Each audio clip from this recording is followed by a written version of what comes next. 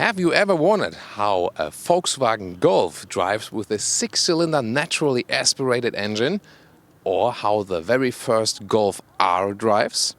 Or how the Mk4, the fourth generation of the Golf, drives on steroids? Well, I have, and this is the Volkswagen Golf Mk4 R32. And we'll deliver you a full review of this already classic, not so old, about 15 years old, but already now a very desired Golf in exterior, interior, and of course this VR6 driving experience and some impressions of this year's GTI meeting in Wolfsburg. All in Full HD, full screen and full length. Let's go.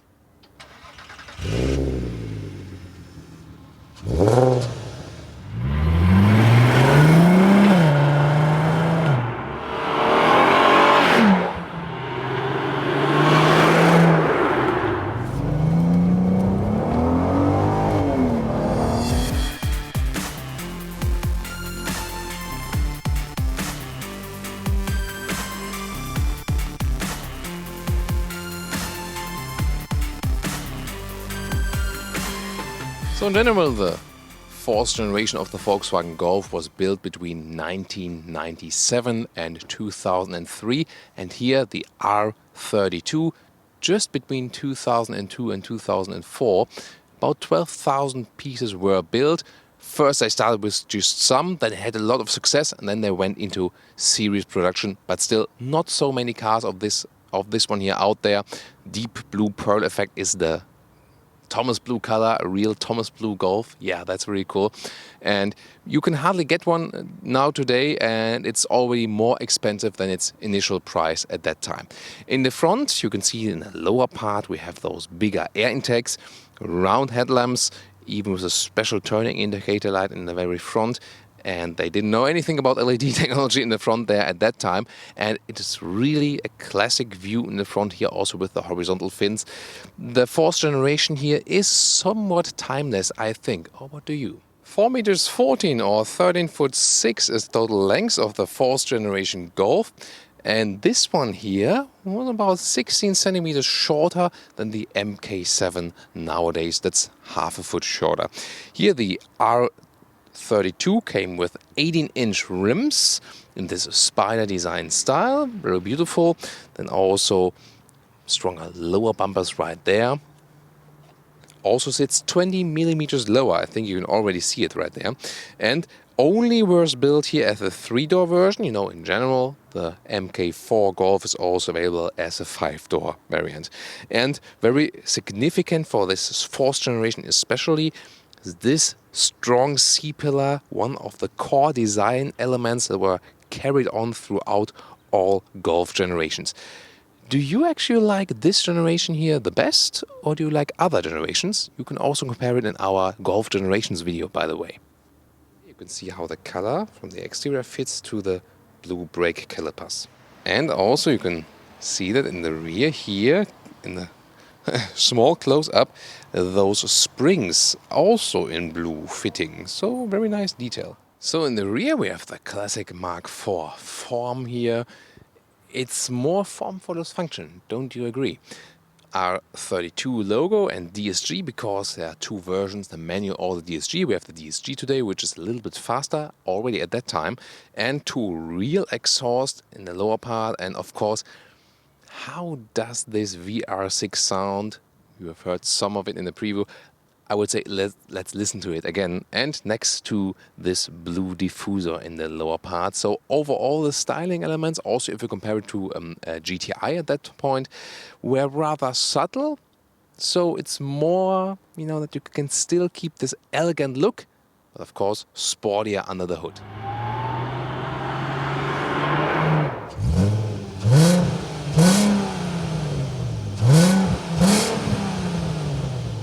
So when I started driving, I also have been driving from the family a Golf Mk4. But of course not this one, because here under the hood, R32. Why? It is 3.2 liter VR6, you can see here, it's not a V building form of the cylinders, but not R, not in a row. It's a mix between V and R, and so VR6. Why? To save some room, because you can see in the transverse mount of the engine, there's not so much room left. You had to really squeeze it in there. That's also one of the reasons why they go for the smaller engines today. It's easy to fit them in there. And this one here is still the real deal, without a turbo, naturally aspirated engine. 241 horsepower, that gave you an acceleration, or still gives you here, of 6.4 seconds to 100 kilometers or 62 miles an hour. With the DSG, the dual clutch transmission, that one does have a dual clutch transmission, unlike the normal Golf automatic at that time, which had a converter gearbox, which was, yeah, pretty lazy. Or 6.6 seconds with the manual gearbox here. And, well, those acceleration figures are a little bit slower than nowadays Golf GTI and nowadays Golf R, a little bit less than 2 seconds faster to 100 kilometers an hour. So if you think, you know, just below 5 seconds then in the acceleration. So this one here, still quite good. Again, you can somehow compare that it power-wise to nowadays GTIs. Of course, then the Rs have stepped up the game.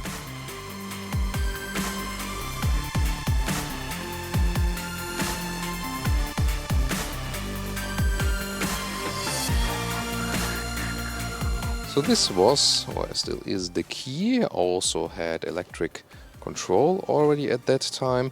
See, it's a little bit grayed out, but I mean, this key is 15 years old, so it's quite okay still. Already at that time, nice closing sound. It was the top of the PH rain, or so to say. So they paid attention to quality a lot at that time, definitely. Then also the inside doors, this is all hard plastic. Here is softer here with leatherette. Then this sporty aluminum look inside of the doors. By the way, the motors of those side mirrors, they are very loud. They are not powered at the moment, they will be later on. Very loud. This is also one of the differences to nowadays Golf. The small electric motors are more silent. Then sporty steering wheel, you see, with this flat area on the side for better grip. Also with a R logo already. Then the seats, those ones are basically the most special operation with this vehicle. So integrated sports seats, here the integrated head restraint, and of course more shoulder and also thigh support. Looking forward to test drive them for sure. Unfortunately, it's animal skin, so nothing we can do about it anymore. But the nowadays GTI seats, for example, or Golf R seats, you can get a lot of different choices than without animal skin, and they're also even sportier. Here, in, you know, on those, you slide around a little bit on the surface, but the sides then really keep you tight, and they do fit also to taller people. That does work. The only strange thing is that they rise a lot in the front part. That's not that comfortable, so you lean backwards a little bit. That's also better with nowadays seats, definitely. You can see here now how the front area rises and the lower area is down. That one gives you a little bit more headroom. One is 86 or 6'1", still headroom left, and we also have a small glass roof right there. So the view to the front, by the way, we can soon see that, is actually quite large. So all the glass areas, they're a little bit bigger here in this Mark IV generation. And if you look just right over there, through or outside the glass, this tower you can see there is in the Wolfsburg Autostadt, where we also were with the Autogefühl fan meeting, and about 500 cars are delivered there every day from Volkswagen. So you can get your car here. They're stored in this tower, and then you come here, for example, take a tour and get your car right there. No, not this one. The R32 is reserved just for me today. So this is the interior overview. This is a little bit soft touch, by the way. This is here like a punctured surface, and all original equipment, also with those cup holders here. And more buttons, of course, at that time, about 15 years old now. Interesting also with this original GPS system. Ain't that cute? You could also, move the screen a little bit towards you, for example, and had a code. Nowadays you would just use an additional GPS because everything is really outdated. And this Climatronic down there was already an automatic system. Then the steering wheel, again, from this perspective, you can see here, those small gaps, also with shift pedals and brushed aluminum. Steering wheel a little bit different than the original one. Classic analog gauges with a small digital screen. And in the lower part, some more aluminum cover than for the lighter. And this one here is the DSG shifting lever, also with a sport mode. We can test it out later. As I said, we also have this glass roof in here, also with an electric opening. Works like this. And, well, leaves some nice air here inside. And then you can also close it again. And the shade for that one is just manual. There's also like this half opening, and here you just do it like this. Since we have the 3-door variant, especially I smell comments, time code, Thomas in the rear seat. Yeah, you can do that. Let's test it. So the front seat can be flipped and also can be raised like this. Interesting mechanism. I haven't seen it in nowadays cars. Maybe it's just too complicated or maybe not safe enough. I don't know. But that way you can get in quite easily. Then look at that mechanism again when it slides down. However, Also, I can't really sit here when I'm also sitting in the front. This generation was shorter than the current one. Also headroom-wise, I do hit my head at the ceiling. And the 3-door variant also not so cozy here in the rear. So those very thick sport seats also cost you more legroom. You have to be aware of that. This is rather really a 2-driver car. One typical weakness, by the way, at that time, not only in the Golf, also if you think about the Lupo, maybe smaller vehicles, those, flippers there, when you just pull them, after a while they get loose and then you just have them in your hand. So this was one typical piece which was not meant to last that long. And let's check the trunk with this classic opening mechanism right there. And also, this 4th generation trunk had a very special closing sound. Sounds quite rich, doesn't it? Not rich in a money way, but, rich in like a food tastes rich, So, very square dimensions, so very well usable. Actually quite large also at that time for a compact vehicle, so very good to use. And I can also put a backpack in there that you can see the dimensions a little bit better. And you can also flip the seats. You can maybe reach over here or just go around, and then also have a 1/3, 2/3 split, but you can see as the front seats are that thick here, it's hard to flip them completely unless they are all the way in the front. That was, of course, easier with a normal Golf.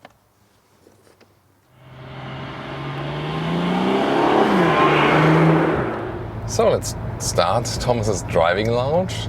Classic driving lounge, you can say today. Well, it's not a old-timer or vintage car, rather a young-timer for sure. But here in the tunnel, there's maybe a good chance to test something of the sound. Also when driving on the inside. Behind me is also GTI driver. Well, of course we have to watch speed cameras here. Turn on the light. Yeah, you have to turn on the light. It's not always automatic. So maybe once more here outside the tunnel, and there's a little roaring there. It's not too sonorous and not too low frequency, but definitely something different than a normal 4-cylinder engine. In general, it does give you a typical Mark IV driving experience. Now in front of us, a Mark 7 GTI that just overtook us there in the tunnel. So they're basically somewhat the same, but then again, the seating is different. You sit a little bit lower, suspension-wise, and also the different steering. So it gives you then a little sportier attitude. In the modern and newer Golf, you sit a little bit more, lower as for the seating. Here in the 4th generation, you feel a little bit more that you're sitting, on the seat, on the car, and in the 7, you're a little bit more integrated in the vehicle. At the same time, this has a lot of character. Also, everything is more square-alike. You also feel that from the inside, that not everything is so much streamlined, also from the design, as we have with the cars here today.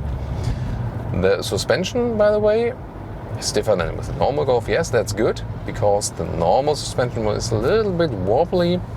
At the same time, you can still drive it in everyday driving life, but suspension-wise, that's also where a lot of development has been taking place. Here, on this road, Wolfsburg people will know it. You have all those transverse bumps. You also hear that. You feel that the suspension can be a little bit rough at times then. But that's how the R32 is also supposed to be. But it's not that you would say you cannot drive this car in everyday driving life. The steering wheel, by the way, is also a big difference than to nowadays MK7, especially to GTI or Golf R. This so-called progressive steering is something they have developed over the past years, and then you don't have to steer that much. So here you still need some more power. You have an electronic assist, yes, but when you want to do a lane change, for example, you have to steer a little bit more than you would do maybe with there's a pen. Can you hold the pen? Nothing should rattle here on the interior. So you have to steer a little bit more, but the steering feel is for that still very natural. Have a good overview also to all of the sides, and also in the front, the wide windscreen. So it's overall a good experience. And when you mix those, let's say, normal cars with the sports attitudes, the good thing is that you can still have just one car, and it's not getting too uncomfortable driving a sporty car. So that's always pretty nice then. Already the sound installation, by the way, considering this is a 15-year-old car, it's relatively silent in here. Driving 60, and we're also going out to the motorway, but you already feel it here right now. So this refinement was also something where this fourth generation was setting new standards at that time, and that's of course something they can then also develop further. With the DSG, when you're driving a little bit slower, then you hardly feel any shifting transitions. Only when you are standing from standstill and then slowly rolling, then you sometimes hear or feel the DSG is not quite sure what to do. That is being refined now meanwhile. And then you can also go to the S shifting mode of the DSG. And this turns up the gears a little bit more, also changes the shifting, gets the RPMs higher. And we can show you that when we go now from standstill here at the traffic light. Maybe we can even show you some real acceleration here. Maybe we can go to 70. Let's go.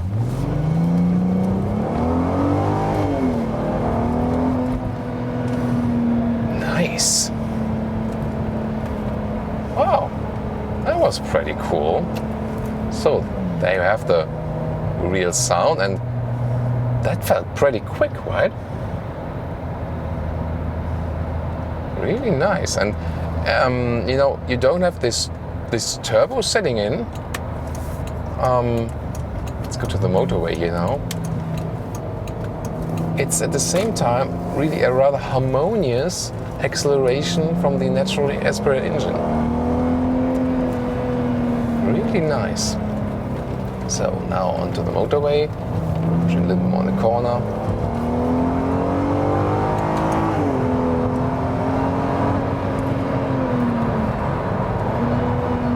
Yeah, so that's how a Golf drives with a 6-cylinder naturally aspirated engine. Performance-wise, those modern turbo engines, of course, are even better now. But this one gives you definitely a different sound experience, and it's hard to describe, but you somehow feel the displacement. Yes, there's no replacement for displacement. So when you're on the motorway now at 100, now you hear the sound insulation difference. And nowadays Golf is basically at 100 kilometers the same silent way as it would be with we were driving just 60 or something. But here now it gets a little bit louder. Still, the car gives you good feedback. Also, when you're here at 100, it stays relatively stable on the road. So that's also a difference. And nowadays, standard Golf is already very well to drive. 15 years back, the stand suspension was not sporty at all. So that made basically a bigger difference than to the sports version you had at that point. You know, by the way, when we're in the D driving mode or go to the S driving mode, directly goes one gear back. Fourth gear, for example, at 100 in the D mode.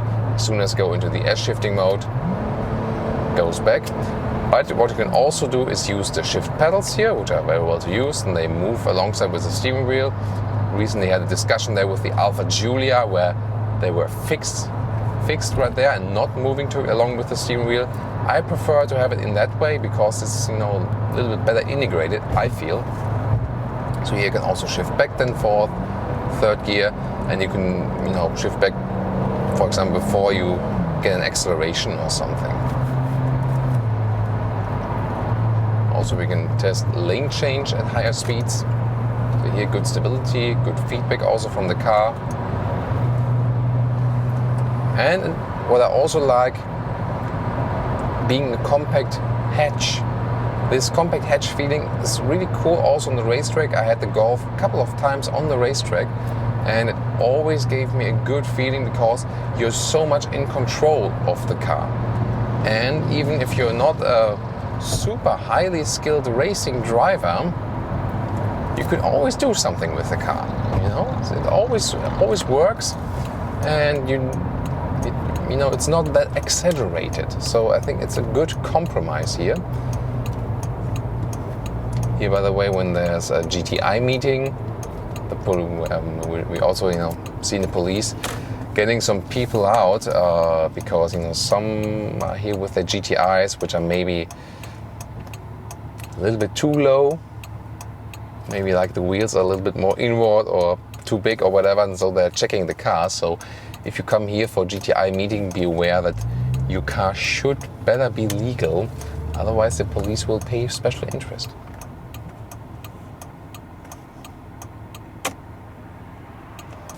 So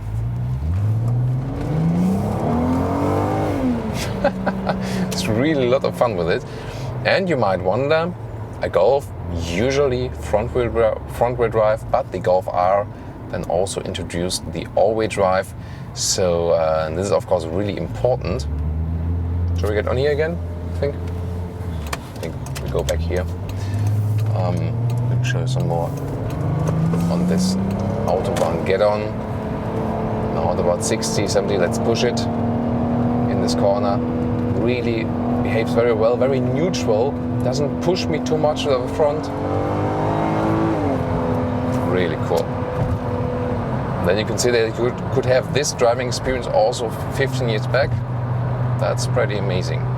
So with this all-wheel drive, the good thing is, of course, if I would just have 240 horsepower over the front wheels, then we would just stop spinning, spin too much, and you would have a massive understeer. And also when I showed you the acceleration from the traffic light, we wouldn't have been so fast. So this part of the harmonious acceleration is also that we have the all-wheel drive, we're getting pulled in the front and pushed from the rear at the same time, and then we have a very good drive in the front, and also adds to the stability and the safety feeling we have with this car. So I think overall this neutral base you have, and then you add the sporty power and adjust all the things, that's the recipe. And I have to say, I do enjoy driving the modern Mark 7 a little bit more because you have a more comfortable seating position. The suspension is a little bit stiffer and at the same time more comfortable for both. And it just handles better. It's a little bit more, you know, it's a little bit faster, a little bit more silent from the sound insulation. But this one here, of course, does still have the character with the VR6 engine. It's, you know, a little bit different experience. Some more low frequency sound. They don't have this throttle, this DSG fart that much. but it sounds a little bit more sovereign from the engine. That's maybe one of the differences. And again, considering this car is from 2003, it's a really good performance they have here already. So this is the Mark IV on steroids, and pretty cool for sure. It's just 100 allowed here, so I'm not driving any faster. I would if we would be allowed to, but not on all Autobahn parts you can drive that fast. Well, we can also show an acceleration, like how you call it flexibility also, when you, for example, at 70 kilometers now and go from 70 to 100. Plop, that's it already. So even if you are at higher speeds, still got this sovereignty from the displacement and also from the 3.2 liter and from displacement, and also from those 6 cylinders. So you might think, would it still possible to fit 6 cylinders in nowadays cars? Yeah, it would theoretically be, but then again, if you think about the current Golf, they always want to pay attention to the official figures, and they are usually lower when you pick less cylinders, even if the reality is maybe a little bit different then. So now we're getting off the motorway again. You can test the side support here from the car. Doesn't lean too much to the side. Again, good steering feel. And even if there would be some obstacle, I would be ready to stop. This is so much fun. And I mean, I've driven also so many, now hammering the brakes hard. It's also a good part of the test. You can see I had really a lot of reserves left. So always pay attention when you drive a little bit faster, but here also very good brake performance from those blue brake calipers we've seen earlier. What do you think about this one? Do you like this one more than the current Mk7? Also check out our racetrack driving parts with the Volkswagen Golf R. They were pretty amazing. We also tested a manual versus a DSG there, for example, and also so much fun to driving on the racetrack, and I would like to drive this one here on the racetrack too.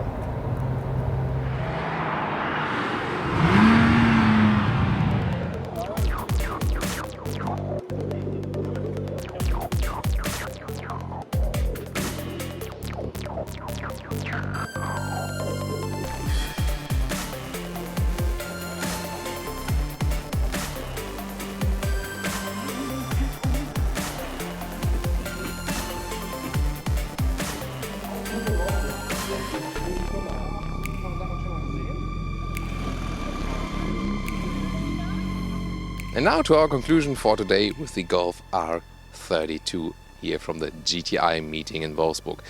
Very impressive. I always wanted to drive this one, and as I told you earlier, I have experience with driving the very normal Golf Mk4, and it does, of course, remind of the normal Golf 4 experience, but those sporty touches are, of course, fun. The biggest difference actually is really the steering wheel to nowadays Golf, especially in the GTI and the R version, which is way more easier to steer and more progressive. Power-wise, this one is already fun. The newer ones, newer engines are of course a little bit more spontaneous. This one here then, with the sound still, this naturally aspirated engine sound, which is then maybe the reason you could still go for the older one than for the newer one. But for everything else, I would still prefer to go for the new one because it's just so much more refined. And this is also a key finding. I mean, it is not a completely different car. You can really feel how the Golf generations had this evolution throughout the generations. And so you feel that even with this one, then comparing it with the Mark 7, they remain actually true to their core of the model. And I think that's basically a good thing, because you can really, step through the generations, see all the improvements. This one here, absolutely great fun and has so much character. This is what, this car is defined by. A lot of character by this classic building form, also with a strong C-pillar. A lot of fun, but I think more fun is indeed to drive the very current model, where you can also find the review on Autogefühl. So leave me your comments here to this vehicle and also tune in to our modern car reviews.